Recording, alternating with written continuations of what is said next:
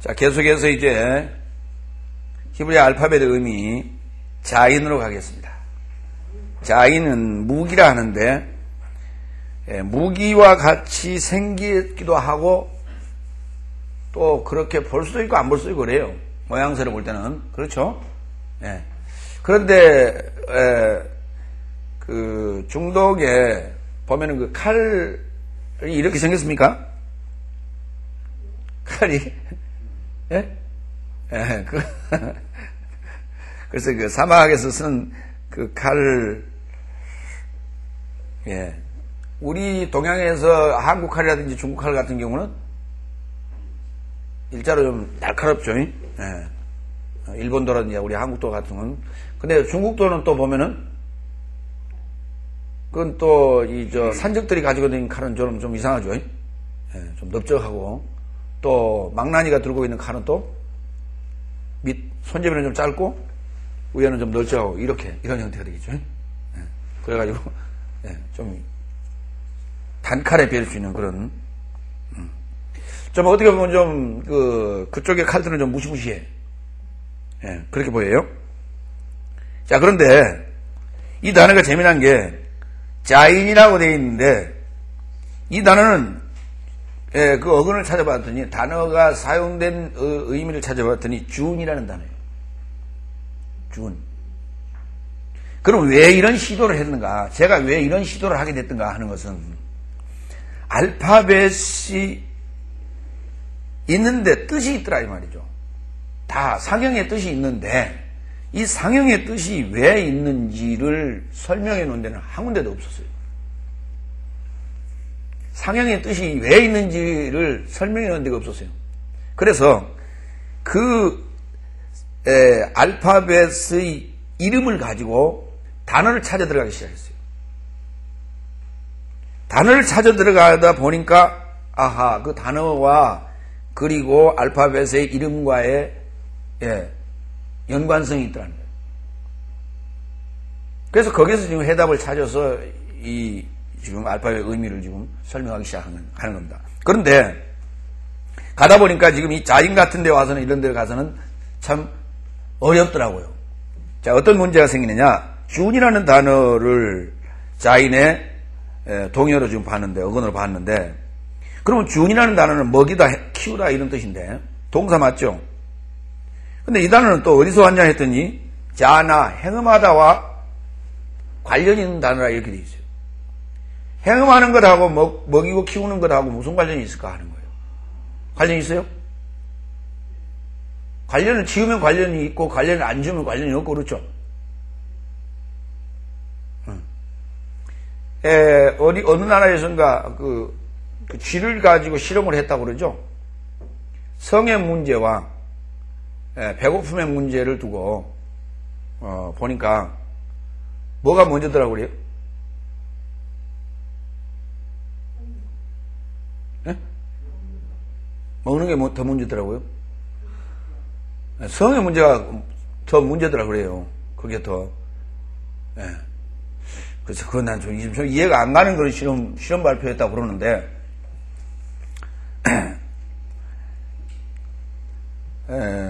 여러분 같으면 뭐가 더 문제예요? 배고픔과 성의 문제를 두고 볼 때. 먹는 거죠, 당연히. 당연히 먹는 거예요. 맞죠? 예. 자, 그런 맥락에서 보자 말이에요. 그러면 같이 갑니다. 자나라는 단어와 준이라는 단어를 같이 동시에 하겠습니다. 에레미야서 5장 8절.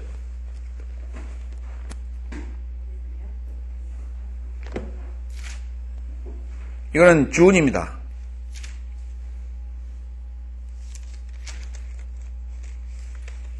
(1057페이지) 58페이지 5장 8절 7절부터 내가 어찌 너를 사하겠느냐? 내 자녀가 나를 버리고 신이 아닌 것들로 맹세하였으며 내가 그들을 배불리 먹인즉 그들이 행음하며 창기의 집에 허다히 모이며 그들은 살찌고 두루다니는 순말같이 각기 이웃의 아내를 따라 부르짖는도다. 그랬어요. 자, 뭐 해놨더니 뭐 하더라? 예, 먹여놨더니 행음하더라 이 말입니다. 먹여놨더니 행음하더라. 그러면 이 행음의 문제는 무엇일까? 행음의 문제가 뭐예요?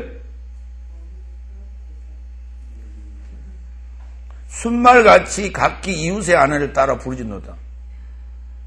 요새 뭐 제주도에서 그 말싸움 시킨다네. 관광산업으로. 예. 암말 하나 놔두고 순말 두 마리 집어넣고 싸움 시킵니다. 예? 대단해. 아니면 막 피를 흘리면서 싸우는 거예요. 그 암말을 차지하려고. 그래서 여기 이 순말로 표현을 해놨는데, 배부르면은 자기 종족을 보존하는 그러한 이 싸움이 이렇게 치열합니다. 네, 여자를 차지하는 싸움 자체가. 자, 그런데, 자, 그렇게 보이죠? 다니엘서로 갑니다.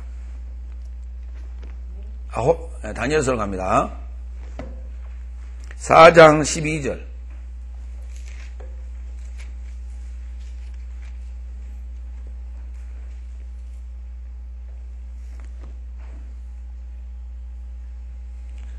자, 10절에서부터 내가 침상에서 나의 뇌 속으로 받은 이상이 이러하니라.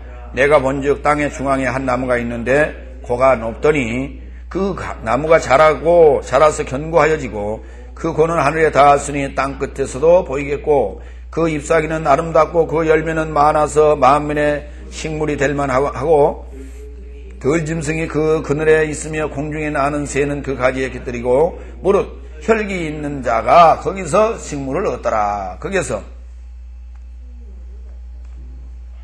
예? 12절 식물이란 단어죠. 식물이란 단어예요. 먹을 만한 거 식물. 예. 먹이다 키우다 먹다 맞아요? 예. 자, 호세아서로 갑시다. 1장 2절. 그러니까 지금 여기에서 이 나무는 어떤 나무를 얘기하고 있는 거예요? 네? 이 나무가 이 느부갓네살이 말한 환상이죠. 바로 이 나무가 바로 느부갓네살이라고 했죠. 22절. 왕이여, 이 나무는 곧 왕이시라. 이는 왕이 자라서 견고해지고 상대하사 하늘에 닿으시며 권세는 땅 끝까지 미치시민이다. 이렇게 이제 벨드사살이 설명을 해준단 말이에요. 우리는 이제 다니엘이라는 말을 씁니다만 다니엘이라는 말은 어느 나라 말이에요? 히브리어, 아람어예요. 에? 아람어가 다니엘이죠. 그렇죠? 에? 예? 맞아요, 틀려요.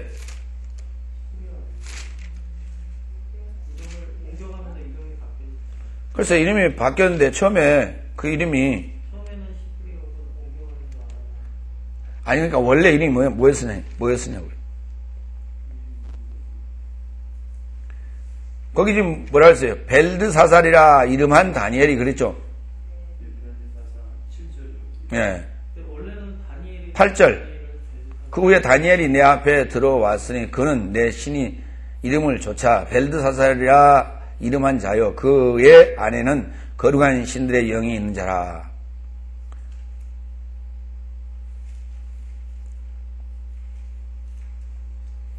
이름이 이제 나중에 바뀌어지죠. 예. 원래 다니엘이었어요? 1장에? 예. 1장 어디? 예, 1장 7절에.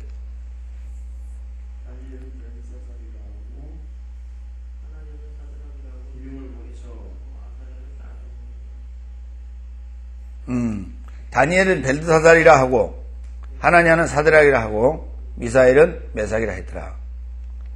예? 그런데 우리가 일반적으로 얘기할 때는 다니엘과 메삭과 사드락과 이렇게 얘기를 하죠. 맞습니까? 예. 그럼 맞나요?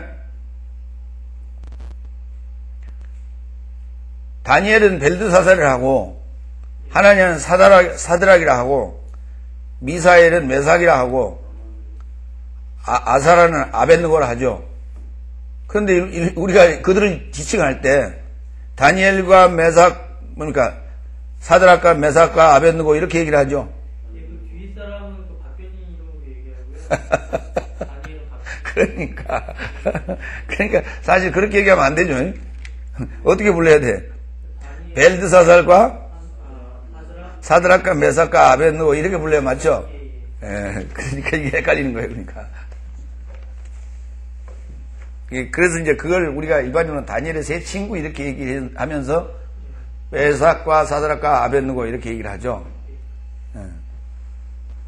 그런데 이제 그 얘기 이제 좀 두고 어쨌든 간에 여기 지금 이 큰 나무는 먹이게 하는 식물이 될 만한 것은 바로 느부갓네살이라고 하는 왕이라고 하는 것으로 지금 비유를 했어요. 이 나무가. 그 다음 자 호세아서 1장 2절 식물의 문제도 나오고 지금 뭡니까 음행의 문제도 나왔죠. 둘 다 나왔습니다. 호세아서 1장 2절 그러니까 예레미야 5장에서는 두 가지 문제를 같이 다뤘고 다니엘서에서는 지금 먹는 문제만 다뤘습니다. 다음 호세아서 1장 2절 1절부터 2절 여호와께서 비로소 호세아로 말씀하시니라. 여호와께서 호세아에게 이르시되 너는 가서 음란한 아내를 취하여 음란한 자식을 낳으라. 이 나라가 여호와를 떠나 크게 행음함이니라. 뭘 취하라고요? 음란한 아내를 취하라는 거예요. 거기 지금 자나 행음하고 있는 아내를 취하라는 거예요. 무슨 행음을 하고 있는 아내를 취하라는 거예요? 이에 저가 가서 디블라임의 딸 고멜을 취하였더니 저가 잉태하여 아들을 낳으매 여호와께서 호세아에게 이르시되 그 이름을 이스라엘이라 하라. 조금 후에 내가 이스라엘의 피를 예후의 집에 갚으며 이스라엘 족속의 나라를 폐할 것임이라. 또 그날에 내가 이스라엘 골짜기에서 이스라엘의 활을 꺾으리라 하시니라. 고멜이 또 잉태하여 딸을 낳으매 여호와께서 호세아에게 이르시되 그 이름을 로후하마라 하라. 내가 다시는 이스라엘 족속을 긍휼히 여겨서 사하지 않을 것입니다. 그러면 지금 여기에서 얘기하는 음란의 문제는 어떤 음란을 얘기하고 있는 거예요?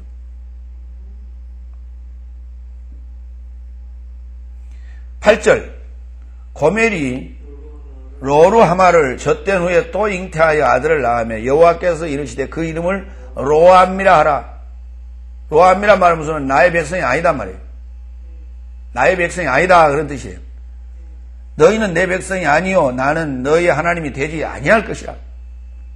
그러나 이스라엘 자손의 수가 바닷가에 모래같이 되어서 측량할 수도 없고 셀 수도 없을 것이며 전에 저희에게 이르시기를 너희는 내 백성이 아니라 한 그곳에서 저희에게 이르시기를 너희는 사하신 하나님의 자녀라 할 것이라. 이에 유다 자손과 이스라엘 자손이 함께 모여 한두목을 세우고 그 땅에서부터 올라오리니 이스라엘의 날이 클 것이니라.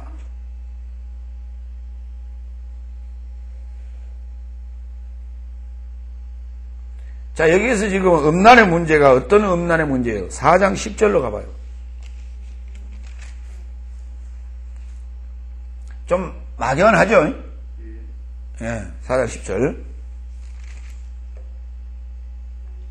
8절서부터.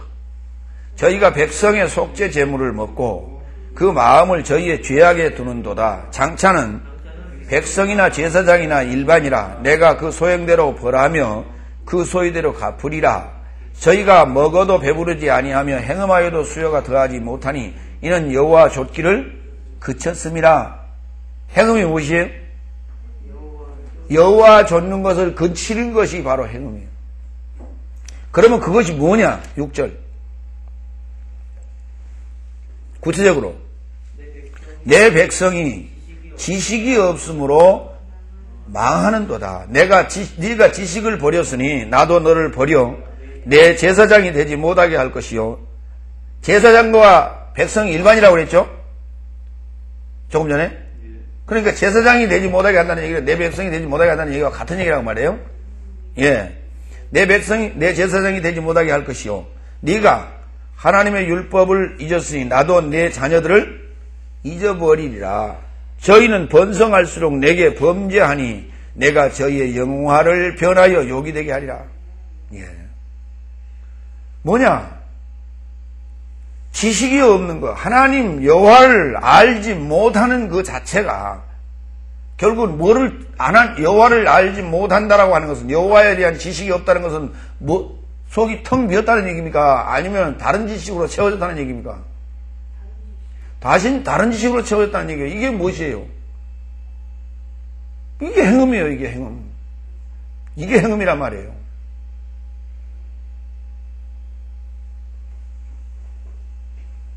그래서 호세아에게 가서 지금 고멜을 취하여, 음란한 아내를 취하여 아들을 낳아라, 딸을 낳아라고 요구하고 있는 거 아니에요. 그 결과가 어떠한지를 보여줘라, 이런 얘기죠. 그 결과를 보여줘라. 하나님이 어떻게 하시는지.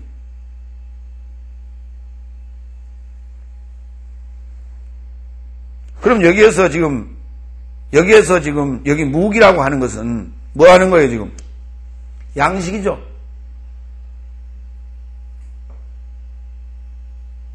양식이 무기죠. 그렇죠? 또 무기는 연장일 수 있죠. 그렇죠? 곧 그것은 또 뭐예요? 행음의 문제죠. 행음은 말씀이기도 하고, 그것이 우리가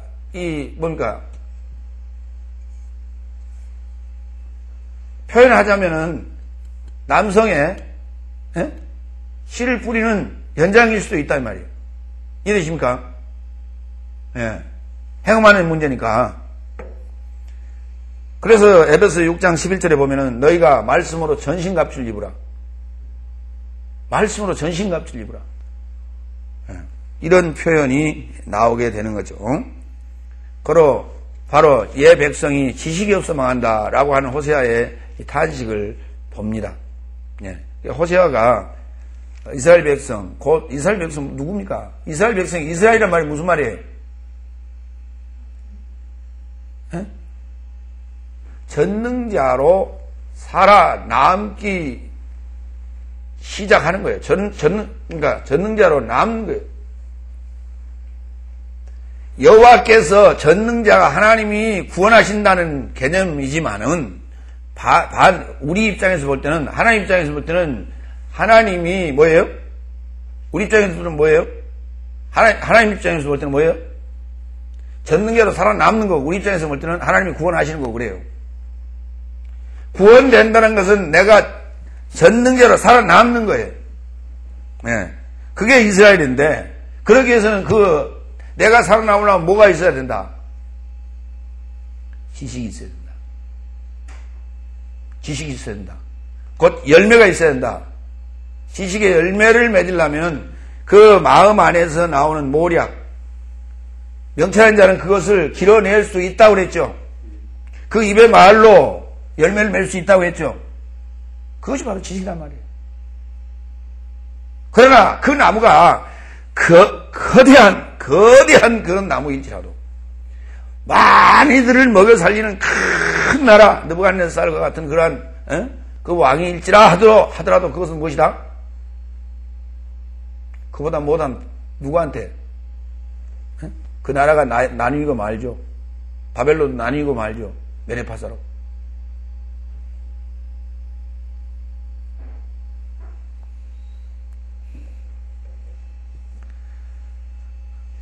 다음 캣. 예. 그러기 위해서는 여기 전신갑주라는 문제와 더불어서, 전신갑주와 더불어서 울타리를 연상하시기 바랍니다. 예. 행음의 문제는 씨를 뿌리는 문제요. 울타리는 생명과 연관이 있지요. 그렇죠? 생명과 연관이 있어요. 왜 울타리를 쳤습니까? 도적이나 짐승이 들어오는 것을 막기 위해서 울타리를 치죠. 자, 하이. 다 같이, 하이. 토는 헥트. 예, 헥트인데, 이 단어는 꼬리에 지금 타브가 붙어 있는 거예요. 생명이 하인데, 하이에 타브라는 거 이제 제일 나중에 나옵니다만은, 이거는 인침이에요. 내 것이라라고 인을 치는 이런 입장입니다. 도장 찍는 입장이에요. 또는 봉인하는 입장이에요. 그래서 헤트는 울타리예요. 봉인해 놨어요. 예, 헤트는 봉인해 놨고, 뭐 안에? 봉인해 놨을 때는 그 안에 뭐가 들어있어요? 생명이 들어있어요. 그래서 생명은 하이라고 하는데, 생명이 들어있는 것이 바로 뭐예요? 울타리가 되는 겁니다. 네, 울타리가 되는 거예요. 그러니까 사실 울타리는 지금 안 보이고 그 안에 있는 생명만 좀 봅시다. 울타리는 의미가 없죠. 생명, 이 단어는 어디서 하느냐? 하야. 다시 하야. 그냥 하야는 이다. 비동사에 해당되는 것이고, 그때는 이렇게 써요. 하야라는 단어가 두 단어예요. 이제 일반적으로 발음할 때는 하야라는 단어를 발음할 때 거의 뭐 구분 안 하고 발음해요. 그러나 구분하시고 발음하시라고. 이건 비동사에 해당되는 거. 이건 그냥 하야. 다 같이 하야. 이거는 하야. 요거는 살다예요. 예, 다릅니다. 그럼 여기서 나오는 단어는 하야. 잠언 4장 4절.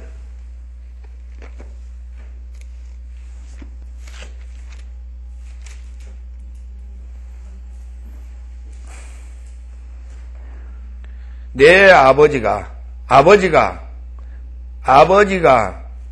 내게 가르쳐 이르기를 내 말을 내 마음에 두라.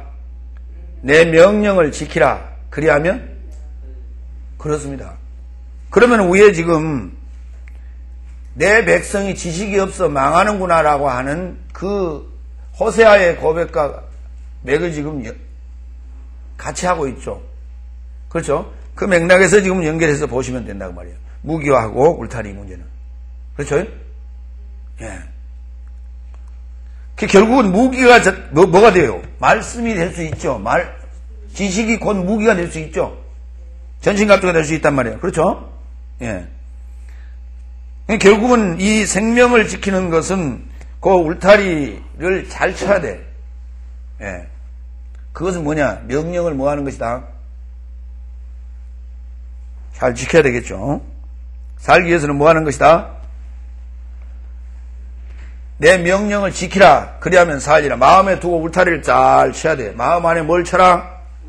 울타리를 잘 쳐라. 무엇이 못 들어오게끔? 음녀가 들어오지 못하도록. 다른 사상이 들어오지 못하도록. 그래서 늘 주야로 율법을 묵상하라 했던 거예요. 손목에 메고 양력 안에 붙이고 날마다 늘 가르치라고 했어요. 날마다 읽으라 했어요. 창세기 2장 7절로 갑니다. 생명은 뭔가?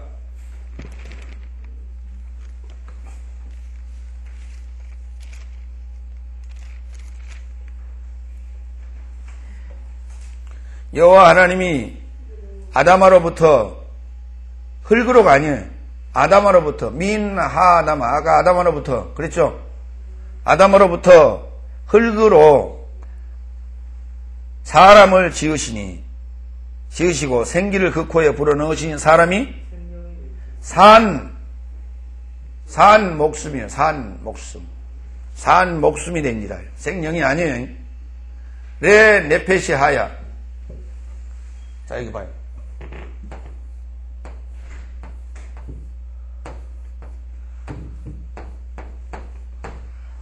이게 살다죠? 예. 이거는, 레펫이, 이건 전치사예요. 뭐뭇을 위하여. 이건 전치사, 뭐뭇을 위하여, 위하여. 레펫이는 이거 목숨입니다. 목숨을 위하여 살고 있는 존재예요. 그럼 이거 자체가 생명이라고 그랬죠? 예?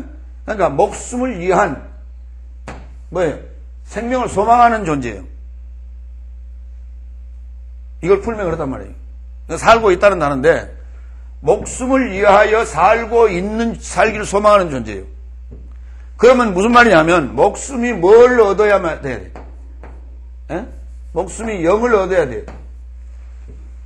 목숨이 영을 얻었을 때 뭐라고 하느냐면 구원이라고 하는 거예요.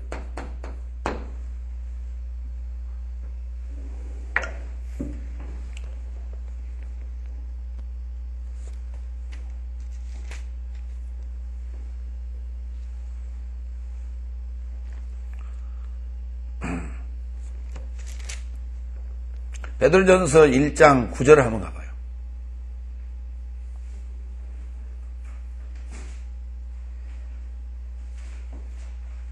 우리는 이걸 영적 존재를 만들어놨는데 여호와께서 영적인 존재를 만들어놨는데 선악과를 먹고 영이 죽었다 이렇게 말하는 자들이 있어요. 에? 그런 자들 있죠? 들어보신 분? 안 들어보신 분? 하나님이 인간을 만드는데 아담을 만드는데 인간은 영적 존재다. 그런데 선악과를 먹고 영이 죽었다. 그런 거예요? 안 그런 거예요? 영이 죽을 수 있어요? 없어요? 없어요. 없는데 영이 죽었다는 거예요. 이런 말도 안 되는 소리를 하고 앉았어.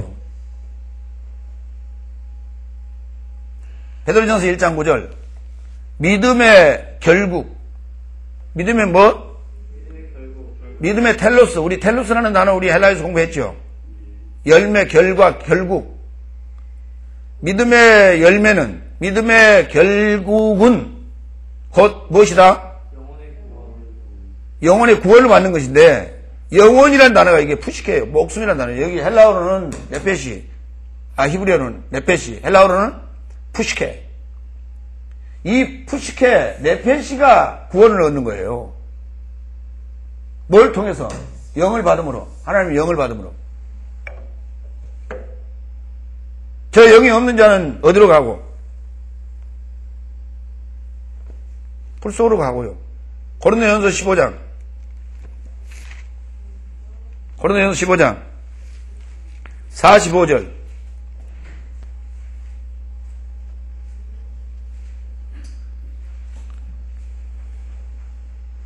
부활에 관한 얘기를 했어요. 42절서부터 좀 읽어봐요. 죽은 자의 부활도 이와 같으니 썩은 것으로 의로할 때가 아니에요. 전부 다. 거기다 아내라고 전부 다 넣어서 해석을 하세요. 자, 죽은 자의 부활도 이와 같으니 썩을 것 안에 심고 썩지 않을 것 안에서 다시 살며 욕된 것 안에 심고 영광스러운 것 안에 다시 살며 약한 것 안에 심고 강한 것 안에 다시 살며 육의 몸 안에 심고 신령한 몸 안에 다시 사나니 육의 몸이 있은즉 또한 신령한 몸이 있다. 그러면 첫사람 아담은 육의 몸이고 첫사람 아담은 썩을 것이고 욕된 것이고 약한 것이고 육의 몸이고 그렇죠. 그 다음에 이제 부활한 자는 반대쪽이란 말이에요. 그렇죠? 그게 반대쪽이에요. 그러니까 바로 첫사람 아담이 밭과 같은 거예요. 밭과 같은 거예요. 그런 밭과 같은 거예요. 그 안에 심고 부활이라고 하는 것은 다시 사는 거예요. 지금. 기록된 바 45절 다 같이 기록된 바 이렇게 된 이유를 지금 여기에서 근거 제시하는 거예요. 왜 그런가? 기록된 바 첫사람 아담은 이게 또 여기다 또 엉뚱한 소리 났어요. 산영이라고 해서 산 목숨 다 같이 산 목숨 푸시케 예 여기 지금 푸시케예요. 푸시케 조산 그랬어요. 산 목숨입니다. 살아있는 목숨이에요. 살아있는 목숨이 되었다 함과 같이 마지막 아담은 다 같이 마지막 아담은 뭐한 자는 부활한 자는 그 말이에요. 마지막 아담이 누구예요? 부활한 자라니까. 마지막 아담이 누구예요? 부활한 자예요. 부활한 자는 마지막 아담은 살려주는 영이 되었다. 그러니까 예수님과 연합된 자는 또한 또 뭐예요? 살려주는 자지요. 살려주는 영이지. 그러나 먼저는 신령한 자가 아니요 육 있는 자요. 그 다음에 신령한 자니라 그랬어요. 이렇게 되는 거예요. 예.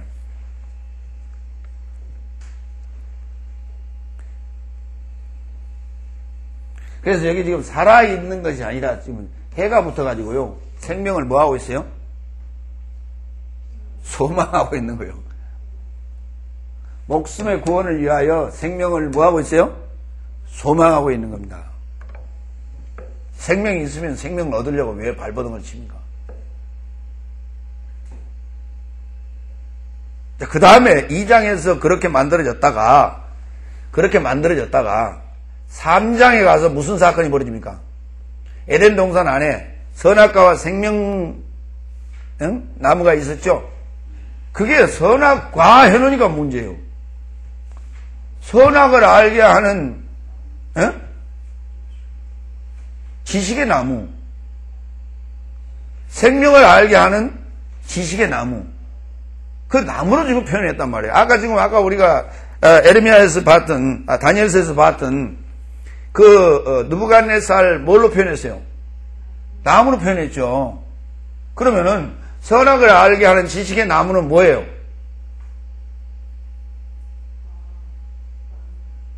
생명을 알게 하는 지식의 나무는 뭐예요? 예수님이 어디서 돌아가 있어요? 나무에서 돌아가 있다니까. 그런데 그 나무가 살아났죠. 그 나무가 뭐 어떤 나무를 상징하고 있는 거예요, 지금 구약에서는. 아론의 쌍난 지팡이를 지금 우리가 연상할 수 있죠. 거목이 쓰러졌다고 그러죠, 거목. 예? 누가 돌아가셨을 때? 우리나라에 누가 돌아가셨을 때 거목이 쓰러졌다고 그랬어요.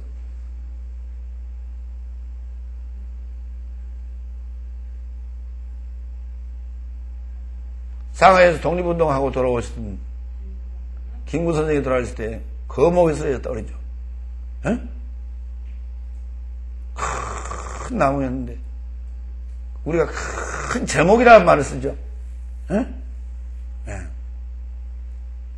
제목이란 말은 무슨 말이에요?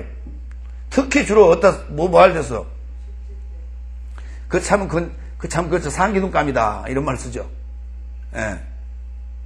그러니까 대체적으로 육지에 사는 사람은 그걸 상기둥감이다 이렇게 얘기를 하는데 주로 바닷가에 사는 사람들은 그게 참 뭐라 그래요? 돛대감이다.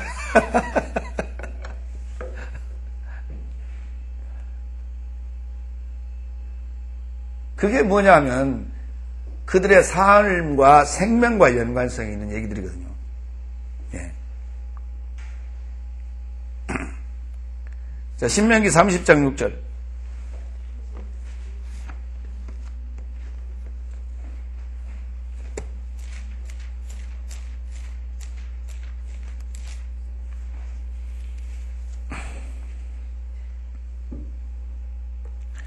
계속해서 성경은 무엇을 얘기하고 있냐, 우리에게 살 수 있는 방법, 생명을 얻을 수 있는 방법을 지금 말하고 있습니다. 내 하나님 여호와께서 내 마음과 내 자손의 마음에 할례를 베푸사 너로 마음을 다하며 성품을 다하여 내 하나님 여호와를 사랑하게 하사 너로 생명을 얻게 하실 것이라. 할례를 어디다 행한다고요? 아니, 할례는 어디다 행하는 거예요? 그런데 왜 마음에다 할례를 행한다고 여기 써놨어요? 신명기에. 그러니까 우리가 유대인들이 행했던 그러한 할례는 상징적인 것이란 말이에요. 그 시가 무슨 시라는 얘기예요? 네가 지금 가지고 있는 시는 무슨 시라는 거예요? 그게 죄악의 시라 그 말입니다. 그러니까 죄악의 씨를 할례를 통해서 뭐 해요? 고추에 할례를 해버리면 어떻게 돼요? 그 안에 씨가 쏟아져 나와버리죠. 응? 그럴 거 아닙니까? 참 이상해요. 왜 고추라고 그랬는지 몰라요? 우리나라 사람들은 그걸 고추라고 그랬다니까요? 그런데 거기서 할례를 행하면 그게 다 고추가 쏟아져 나와버린다니까요. 씨가. 새로운 씨를 우리는 받아야 된단 말이에요. 그게 뭐냐면 지식이라고요. 다음 잠언서로 갑시다. 3장 18절.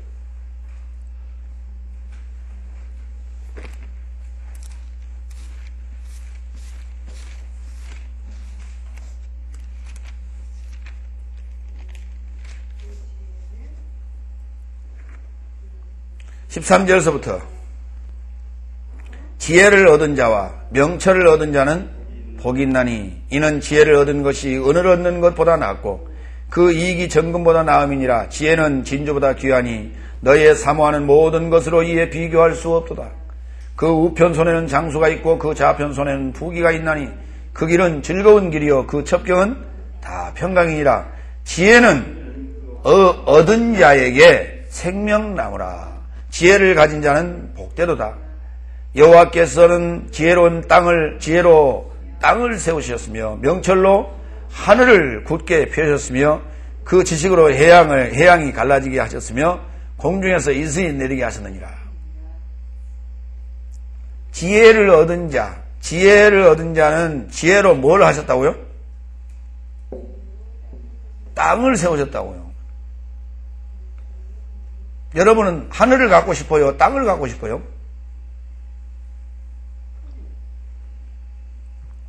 예? 아니, 여러분, 땅을 갖고 싶어요? 하늘을 갖고 싶어요? 오늘 제가 집사님한테 땅을 10만 평, 하늘을 10만 평 드릴게. 예? 어디든지 가지세요. 서울 하늘도 좋고, 인천 하늘도 좋고, 예, 저 강원도 하늘도 좋습니다. 마음대로 가지세요. 그러니까 등기 하세요. 그러니까 하는 얘기예요. 그것은 뭐일 뿐이다?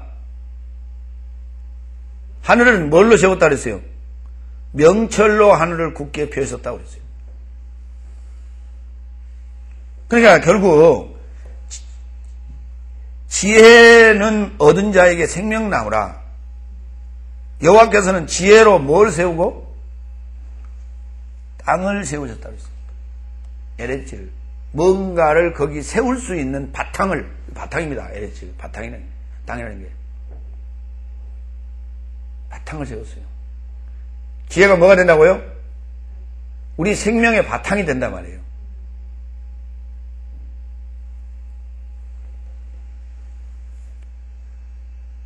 그런데 그 바탕이 되는 생명이 어디 있어요?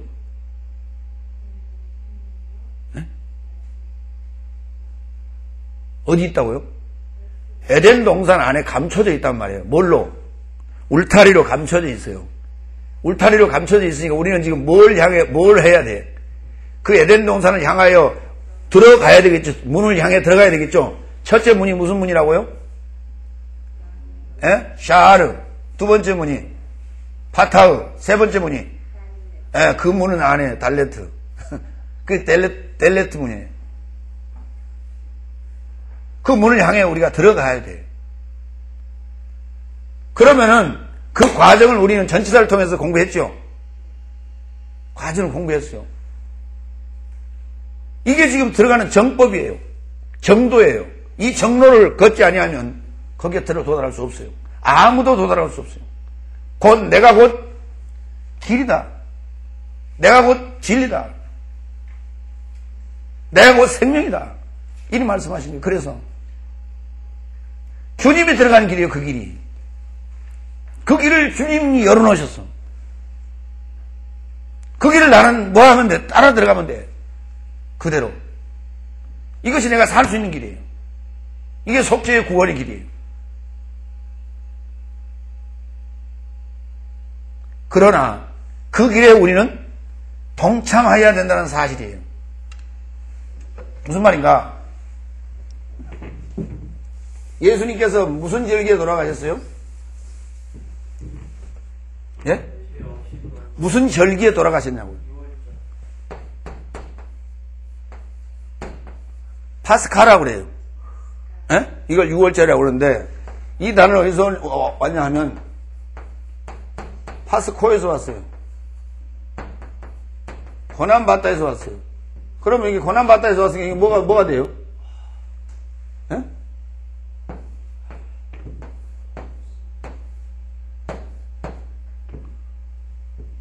예? 이 히브리어는 이게 파스카라는데, 이게 뭐냐면, 이거는 넘어가다? 예? 묵과하다. 그러니까, 묻지 않는다, 이 말이에요. 넘어간다 말, 무슨 말이에요? 봐준다, 묵과하다, 넘어간다, 이런 뜻이에요. 단지 우리는 그냥 6월 해서 넘어간다만 자꾸 생각했죠. 그 넘어갔다는 말이 무슨 말이냐면, 봐준다, 이 말이에요. 뭐가 있을 때. 어린 양의 피가 있는 곳은, 그 집은, 묵과하고 넘어가는 거예요. 그런데, 그러한 히브리어의 파스카가 헬라어로 넘어오면서 그대로 음력이 된 거예요. 파스카로 그대로 음력이 됐는데, 이 동사는 고난받다예요. 예수님은 어디에 참여한 거예요? 십자가의 고난에 참여했죠? 바로 이게, 우리는 6월절이라고 그러는데 무슨 절이 돼요, 결국은? 그렇죠. 고난절이 되는 거예요. 이 고난절에 참여하지 않은 자는 아무도 부활절에 참여할 수 없어요. 그래서 내가 그리스도와 함께 십자가에 죽었다고 얘기하는 거예요, 성경은. 내가 그리스도와 함께 십자가에 죽었다고요. 그리고 그리스도께서 고난 받으셨으면 하나님의 아들이죠. 나도 또한 하나님의 아들이라면 나도 고난 받아야 마땅하죠. 그런 거예요. 하나님의 아들이 되는 길을 가르쳐주고 있는 거라니까, 성경은요. 하나님의 아들이 되는 길을 가르쳐주고 있는 것이지, 죄된 인류의, 아담에 의하여 죄된 인류를 구원하는 데 있어서 예수님이 대속의 제물로 오셔서 우리를 대신해서 죽은 게 아니란 말이에요.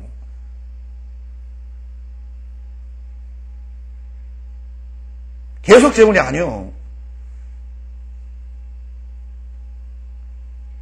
내가 우리 보고 죽으라면 죽겠어요, 안 죽겠어요? 인간의 모습이 아닌 다른 형태로 오셔가지고 인간이 상상하는 어느 신의 모습으로 오셔가지고 우리 보고 너는 죽어야 사느니라 그럴 때 죽겠어요, 안 죽겠어요? 죽을 자가 하나도 없죠. 그럼 나랑 같이 죽자 했더니 어때요?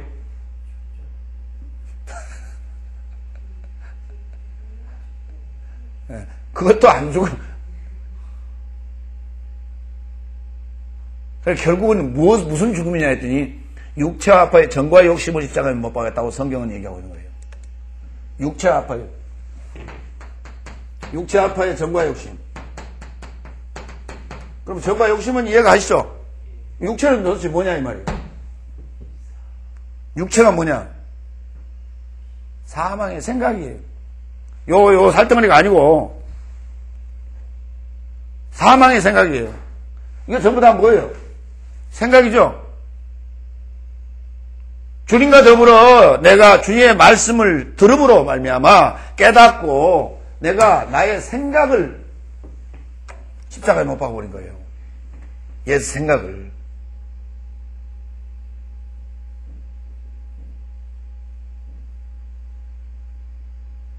이렇게 이게 수월한 방법이지. 터무니없이 거짓말을 통해가지고 구원 얻지도 못할 길을 제시하고 있다면 이건 얼마나 어리석은 일이고 얼마나 어리석은 짓이냐 말이에요.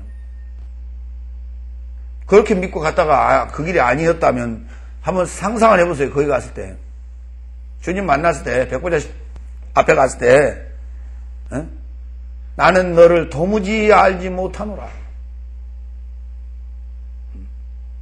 아마 그때 하나님께서도 입이 아프니까 녹음기 틀어놓고 있을 거예요. 버튼탁들은 나는 너를 도무지 알지 못하노라.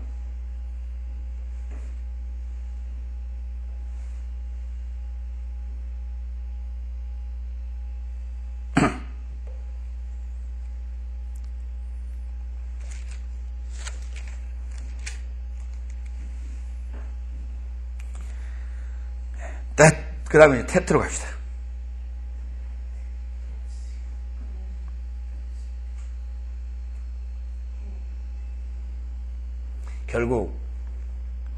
결국 에덴 동산의 지혜의 생명나무를 가로막고 있는 것은 뭡니까?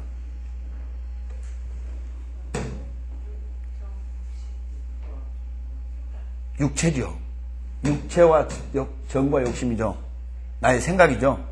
내 생각이 지금 이걸 가로막고 있는 거예요.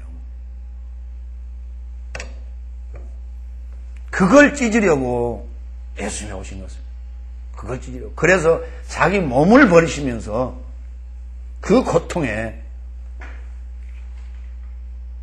몸을 버리시면서까지 우리의 생각을 바꾸시게 하시는 거예요. 그러니까 우리의 생각이 바뀐다는 게 그만큼 어려운 거예요. 이 고정관념이 바뀐다는 게 그만큼 어려운 거예요. 그것도 종교적 관념이 바뀐다고 해서는 얼마나 어려운 건지 몰라. 그렇지 않겠습니까? 유대교라고 하는 이 엄청난 긴 장구한 시간에 고정화된 그 고정관념이, 종교적 관념이 바뀐다는 게 쉽겠냐고, 하루아침에 3년 반 동안에. 안 돼, 그건 거의 불가능한 일이에요.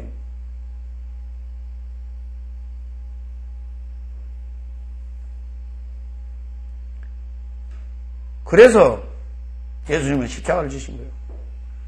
그러니까 패션 오브 크라이스트를 봐야 돼. 그래야 그 고통이 얼마나 심했을까. 누구를 위하여? 나를 위한 그 고통이, 이거를 간접적으로나마 우리가 실감할 수 있어요. 나도 아직 안 봤는데 보려고 그래. 테트.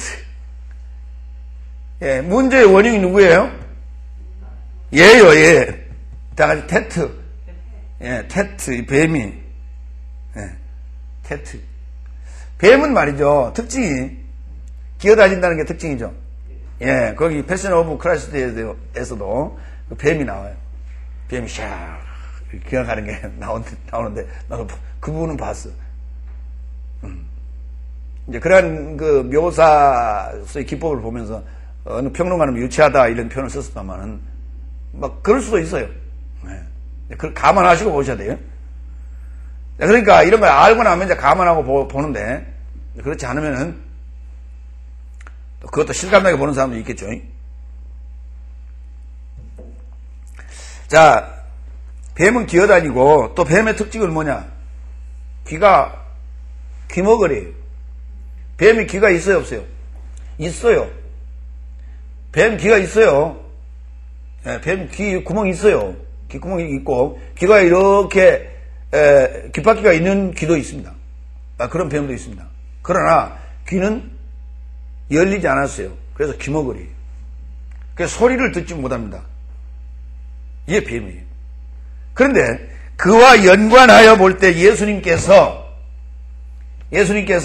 복음서에서 늘 말씀하신 내용이 있습니다. 들을 귀 있는 자는 들을지어다. 뭐 할지어다?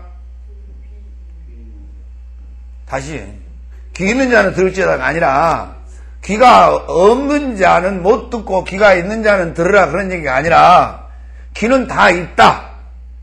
귀 모양은 다 가지고 있다. 그러나 그 중에서 들을 귀 있는 자가 있고 듣지 못할 귀를 가진 자가 있다, 이 말이에요.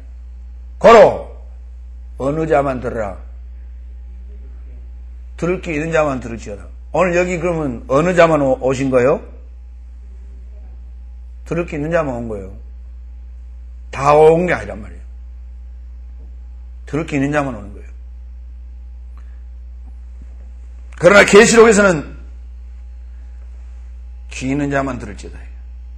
거기서는 달라요. 계시록은 들을 귀 있는 자만 듣는 거고, 복음서는 거기는 나누는 거예요. 들을 자와 못 들을 자를 나누는 거고, 계시록은 들을 자만 듣는 거예요. 못 들을 자는 아무리 들어도 무슨 말인지 몰라요. 그렇기 때문에 가장 사기치기 좋은 성경이 계시록이에요. 왜? 귀 없는 자들에게 갖다가 계시록 갖다 들이대면 제대로 넘어가겠죠? 제대로 먹힐 수밖에 없어요. 세계 종말론적인 차원으로 갖다가 풀이 되면은요, 그대로 먹힙니다. 그냥 거 팍팍 먹고 그냥 있는 거 없는 거 다 내준다고.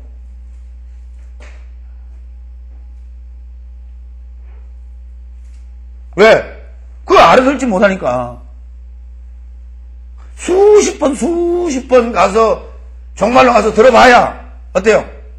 들을 때마다, 이해가 가는 듯 마는 듯 하는데, 그 다음에 또 한다 그러면 또 가. 똑같은 거 하러 들어. 그런데, 얘기하라면 못해. 설명해보라면 못해.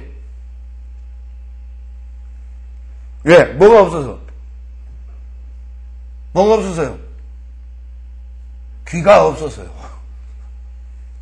귀가 뚫리지 않아서.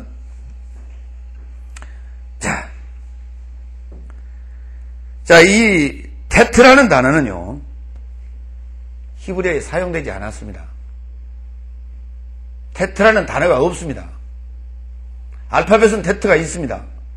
그러면 테트는 무엇이냐? 이렇게 생겼죠? 자, 보세요.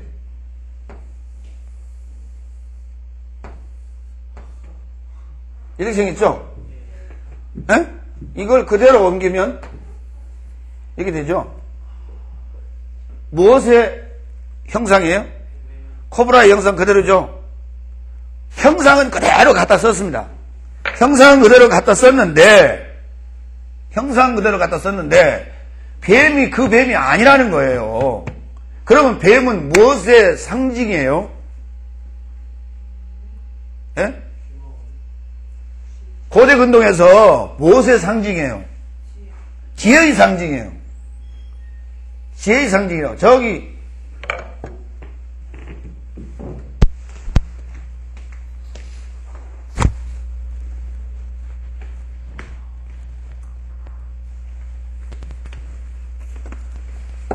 자, 비치세요. 여기 보세요. 여기 지금 왕의 머리 위에 뭐가 있어요? 여기 뿔이 있고 해가 있고 여기에 여기 지금 뱀 있죠? 뱀 보입니까? 확대해서 잡으세요. 그럴 때는 확대해야지. 요거 이해가시죠? 그러니까 아마 여러분이 이거 말고도 많은 부분에서 봤을 거예요. 머리에 뱀 모양 있는 거 봤죠? 왕의 모양의 머리에. 그렇죠? 그거는 바로 지혜의 상징이에요. 지혜를 상징하는데, 그렇기 때문에, 그게 바로 뭐냐. 표시는 그렇게 하지만은, 실제로는 단어는 낫이라는 단어예요. 성경에 나오는 뱀이 처음에 나올 때, 창세기 3장에서 또 뱀이 등장하는데, 낫이라는 단어로 나와요. 그러면 낫이라는 단어는 그럼 뱀이냐? 번역은 뱀으로 했어요. 번역은 뱀으로 했는데 의미는 예지력이 점치는 거예요. 예언하고 점치고 하는 예지력이.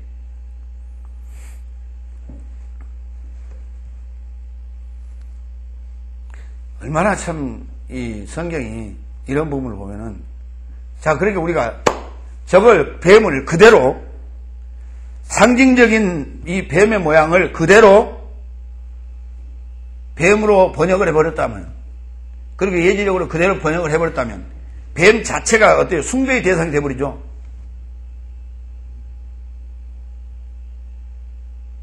그리고 창세기 3장에 나오는 그때 뭐예요? 배로 걸어다닐지라 했던 그 내용이 그대로 적용돼 버리죠.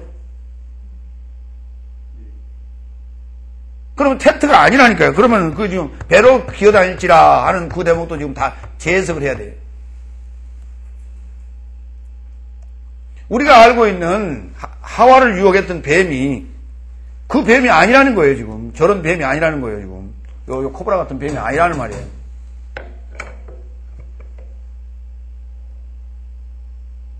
단지 상징으로만 썼단 말이에요.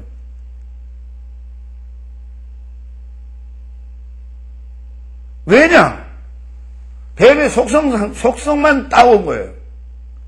뱀이 왜? 기먹거린데도 불구하고 뱀이 어때요? 알아듣거든. 알아차린단 말이에요. 뭘 알아차려? 사람이 오는 것을, 먹이가 오는 것을 알아차려요. 뭘로? 열감지로. 열감지력으로. 혀를 날름날름 거리죠? 이게 뭐냐면 열감지. 열감지 기능입니다, 그게. 그래서 생물체가 다가올 때는, 아하, 오는구나 하는 것을 알아. 눈치채요. 눈은 있으니까, 이제, 그때 이제 가까이 오면 볼 거란 말이에요. 소리는 못 들어요. 그럼 뒤에서 쫓아가면은, 뱀을 뒤에서 쫓아가면, 응? 열감지로 잡는 것이지, 예. 그러니까 열을,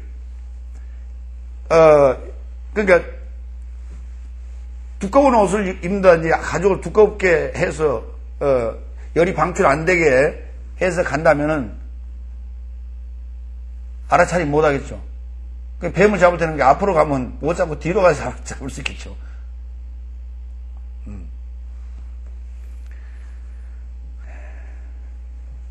창세기 30장 27절.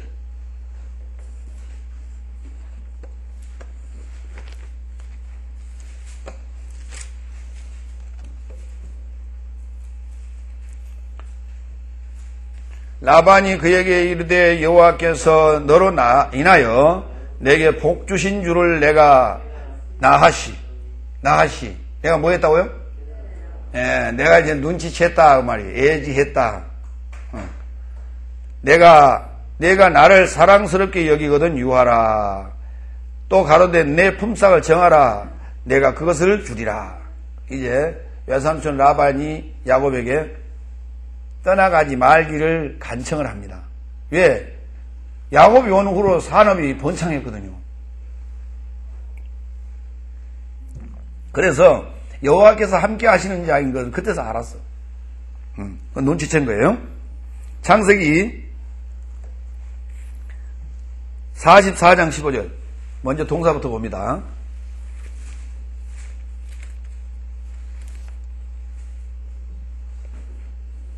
(44장 15절) 요셉이 형들과 입맞추며 앉고 우니 형들이 이제야 요셉과 말하니라.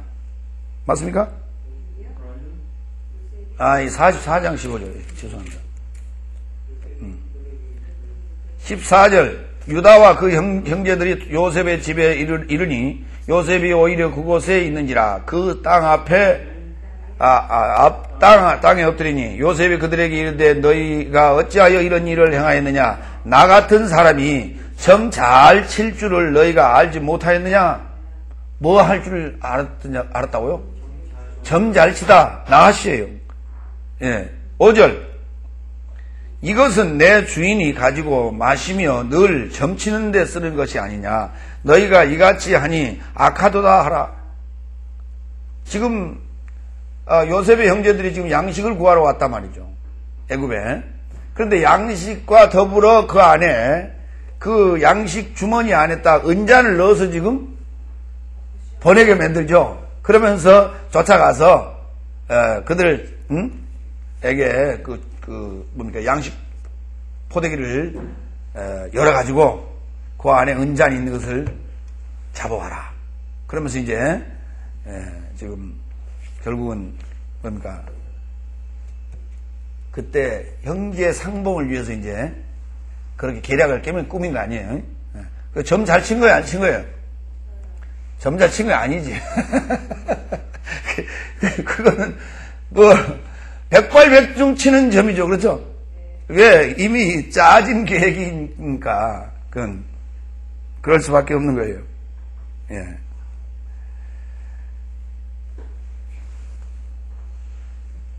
예, 여기까지 보고 다음 시간에 계속해서 보겠습니다.